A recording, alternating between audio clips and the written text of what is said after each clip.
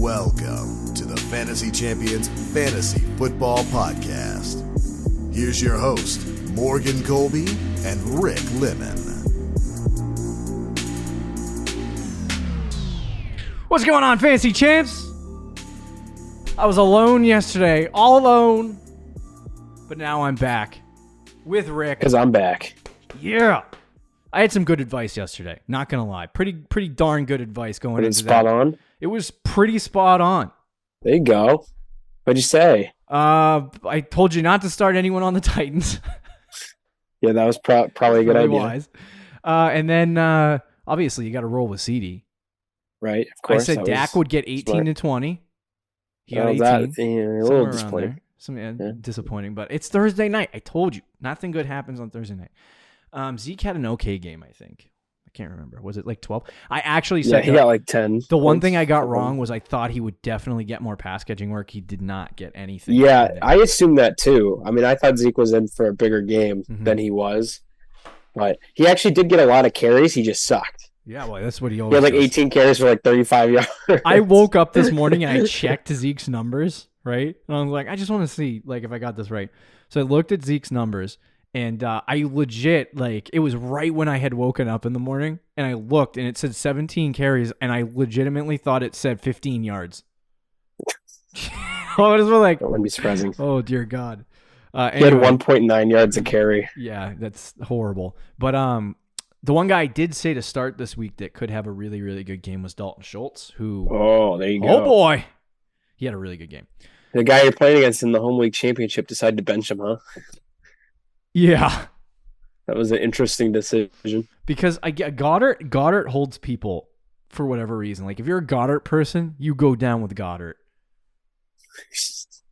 Right. I don't understand. He hasn't been good all year. But just because of that, I'm going to get like 30-point game from Goddard. Yep. That's true. He'll have the two He's been highest injured scoring though, right? Hasn't he been injured all year? Yeah. So he just came back. He actually hasn't been bad, but he's not good either. But anyway, welcome to Fantasy Champions Fantasy Football Podcast. Today we are going to hit, for the final time, it is our last show of 2022. Our last show pertaining to the 2022 fantasy football season. Next week, we are jumping into 2023 content, and we are going to bring you, finally, some opinions moving into 2023. Possibly, but we're going to recap the year. We'll do all that fun stuff next week. I already know the bold prediction show is going to be so bad. Oh my gosh, I know. I got to go back and I want to play clips I from that remember episode. two of the takes, and they were both really bad. Yeah, so I'm excited. I'm excited to get to the bust show because we fricked up a lot. We had some hits. But yeah, we definitely had some good hits. Definitely had some L's. Justin Fields, my guy. I didn't realize that Russell Wilson would revert thanks to Nathaniel Hackett and ruin the can't wait. I feel like I should just put a collage of clips together pertaining to our takes about Denver Broncos players. Yeah, I was so pro Broncos this year, and so you can imagine how that was. Yeah, so that was bad. But anyway, we're going to give you starts and sits for your championships in Week 17, and then wish you luck as you go brave the fair storm that is your championship. Hearts will be broken, championships will be won, and we hope any of the content that we have provided for you this year has helped. Before we do that, check our website, fantasychampions.com. Follow us on Twitter, Instagram, Facebook, TikTok. If you're on Apple Podcasts, Spotify, Stitcher, or any other podcasting platforms, please leave a review and share this podcast with your friends. If you're watching on YouTube, subscribe, click the bell for notifications, like and comment down below any questions you may have. Rick, start off. You probably told us on the waiver wire show, but how many chips you in? 3? I think I'm in 4. 1, 2, 3, 4. I'm in 4 chips. All right. I'm in 2. I'm in more leagues than you are, though. Yeah. So, there was a year, 2 years ago, was it? Or last year? No, not last year. I won a championship. 2 years ago, I didn't make a single championship. So that's very sad. But the last couple of years, I've gotten myself back to my prior glory. I might win back to back in that needs every inch dynasty league. Ooh. I go back to back. And I went also 13-1 in the regular season. I don't think I should brag on this because it's not really that high, but on the weekly rankings, Fantasy Pros, I think I'm top 70. Oh. Yeah. Yeah, doing all right. Last You week, know, I started off really bad with that. I was like 130 or something. yeah. But the last 3 weeks, or last 4 weeks, I think I finished inside the top 50 4 straight weeks. Oh, there you go, So I guy. think I'm flying up the board. I try to take out as many guys that I can, and not rank 120 players at the wide But that's receiver what position. kills. Yeah, that could kill you. That can kill you. But anyway, so let's talk about hopefully we're gonna make decisions for our fantasy championships that are huge, that involve some of these guys actually. But we'll bring you the starts. We'll bring you the sits. Let's start with the starts. Are you ready, Rick? Are you ready for the final starts I'm and ready. sits show of the year? Okay. All right. This one will be fast because I got to get out of here. I got to scoot. Yeah, you got to get your hair done. I haven't got my hair cut in like freaking month and a half. So I look like I did during COVID. You'd be all right, boss. Get a clean cut. I literally cut my own hair during COVID, and that was a terrible idea. But anyway. Should just gone bald. All right, Shave Rick. your head. Yeah, that's true. Rick, why don't you tell us who the first start this week is? Okay, it's a guy who I have been up and down on all year, and his play has been up and down. But really, it's been very up, and he's got a good matchup, and that guy is Tyler Algier. I had him in the home league for a little bit, and he actually got me some solid RB2 weeks in the middle of the season there, with Patterson when he was on IR. And Patterson came back, and he was dead. Patterson just died. Patterson now is not really as involved in the offense as he was. Yeah.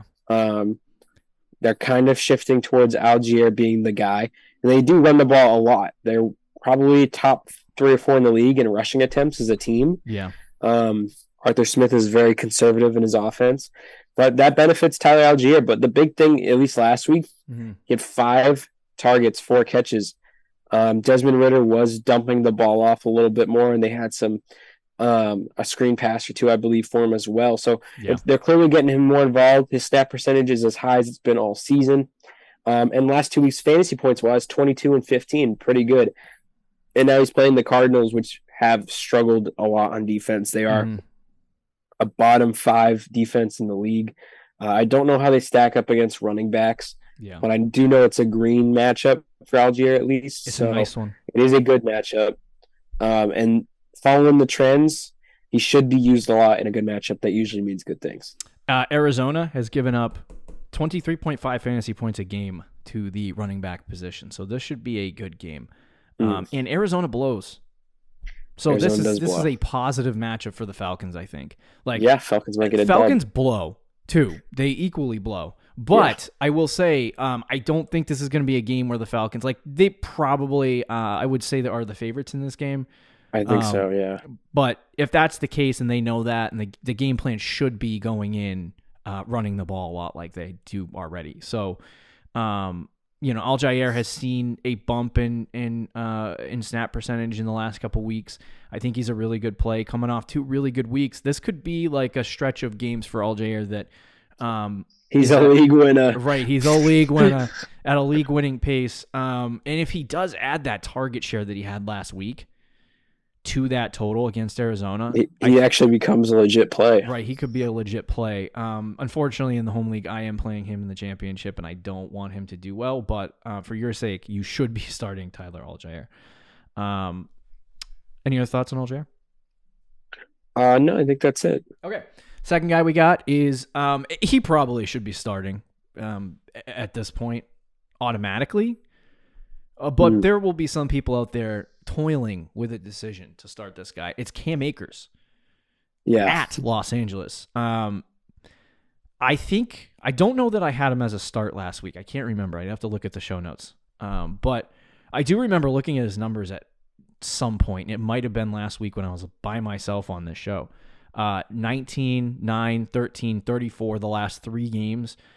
He's been playing absolutely. I think we talked about this on Tuesday's show for the waiver wire. But anyway, he's been on like a freaking tear. And they're playing Los Angeles, bad run defense. I would anticipate, like the Rams are going to, they have that offense, the Shanahan-McVay offense that is predicated on the run and then running play action and pass plays off of that. So there's going to be a lot of work for Cam Akers in this game. Now, I will say every time guys start going off, I get nervous. Start to get a little bit of fear in the heart. Yeah. That they're not going to do well. So I don't expect Cam Akers to drop 30 points in this game or even 25. No. Like I think 15 would probably be in the vicinity of where I would anticipate. Like I would project in probably around 15 fantasy points in this game. So like don't expect a monster game like you did last week, because I know a lot of people will start him and then come back and be like, well, he only got 12 points. Well, I didn't tell you it was going to get freaking 30. Yeah, it's hard when you get 30-something like that, unless you're one of the elite players in fantasy, you're probably not going to get that again. But it is a good matchup, and they're clearly, similar to Algier, finally using him more. I understand why people would be nervous. Like, if you get to this point in the championship, it definitely wasn't because Cam Akers. It was because Cam Akers was on your bench. And now all of a sudden he's been balling. And now you're looking at your flex, and you're like, well, should I be starting this maybe guy? I should be starting Cam Akers over the guy I've been starting who's getting like 10 points a week, right? Yep. So I think Akers is a good choice. Clearly, he's getting involved way more. 23 carries last week is ridiculous. I was in on Akers in the offseason, and I jumped completely off board right when I saw like the first week of the season. Yeah. Right. But apparently I was right.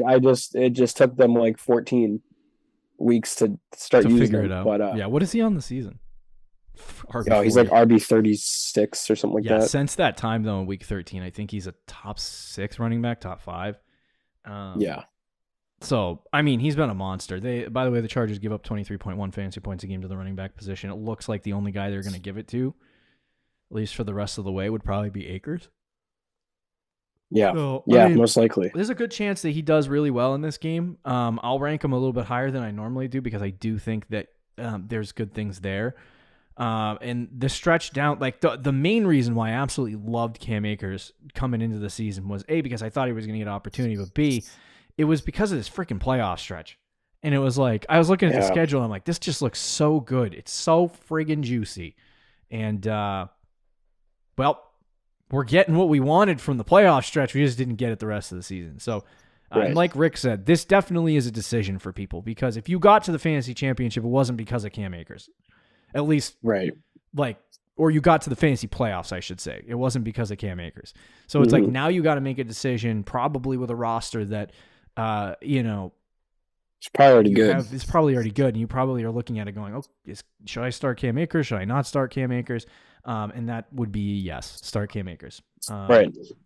All right. So the final start that we have this week, Jerry Jeudy at Kansas City. I feel like Jeudy should be in starting lineups. He's been in one of our Rick and I are in a league together in the championship in that league.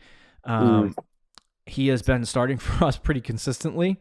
Outside of the week, obviously, that he got he got hurt and he was out for 2 weeks in week 11 and 12.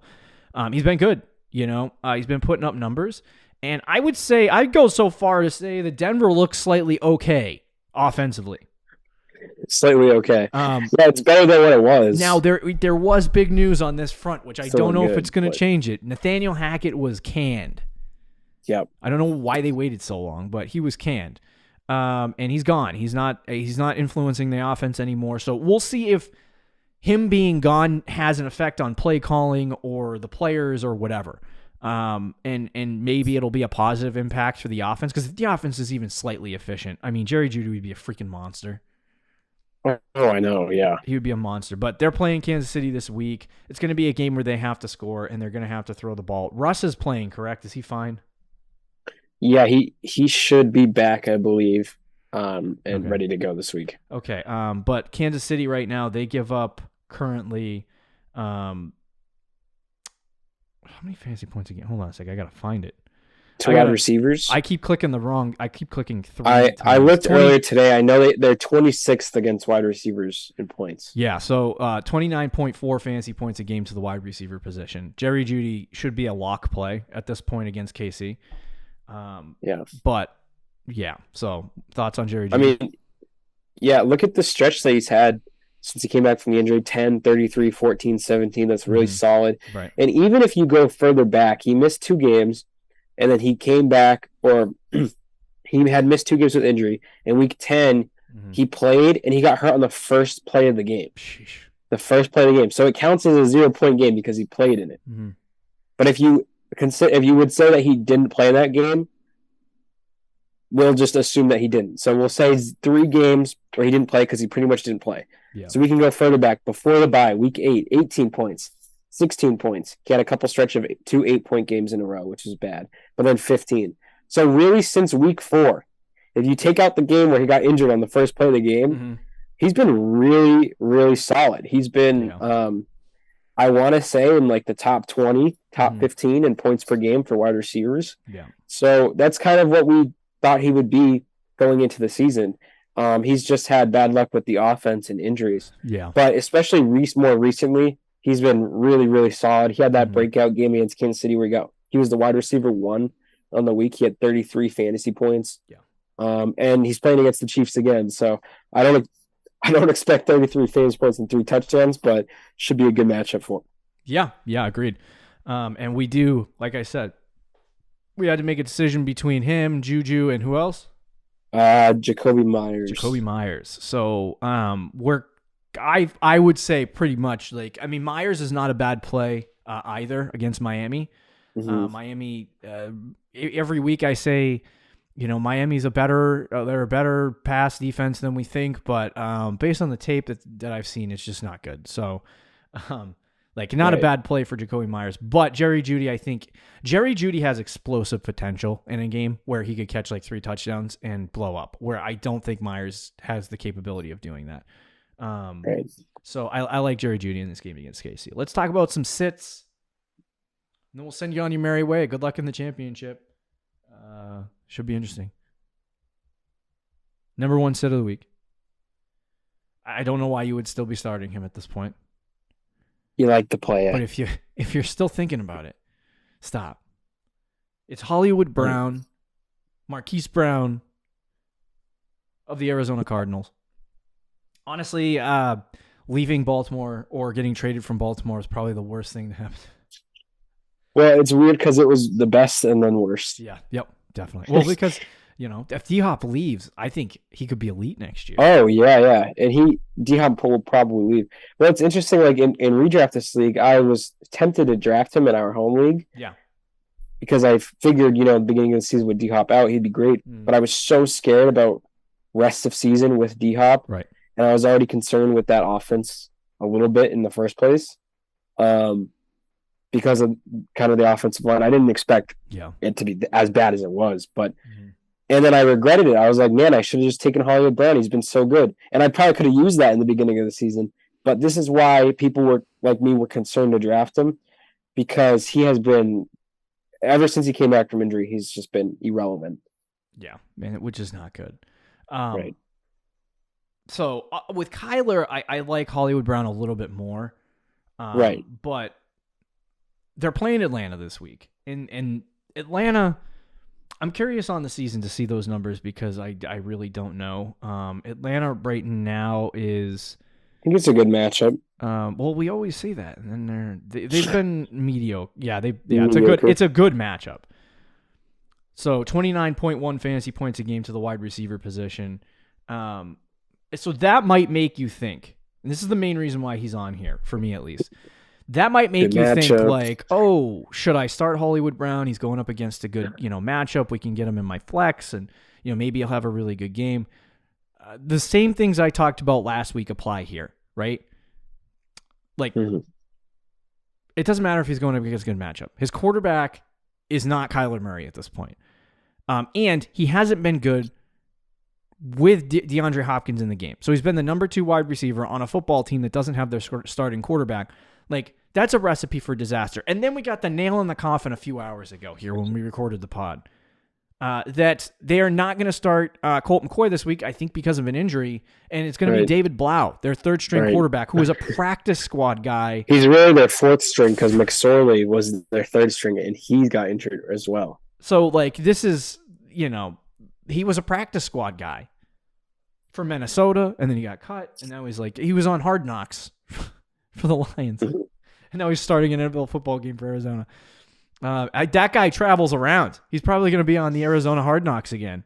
Right. So he's just all over Hard Knocks. You would be very lucky for him to throw like 200 yards. That would be best case scenario. So between that and the fact that Hopkins is there demanding a large target share, regardless of who the quarterback is, Hollywood Brown should not be in your starting lineups at all. Like, he shouldn't even be a consideration. I know there's going to be thought for people like, oh, well, I'm going to run him out there because he has a green matchup on sleep. No, don't even bother with it. Hollywood should not be out there in your lineup as long as Kyler Murray's not in the game.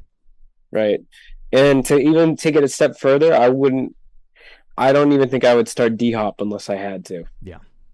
Like, if I had a better option than D-Hop, I would sit him. It's like,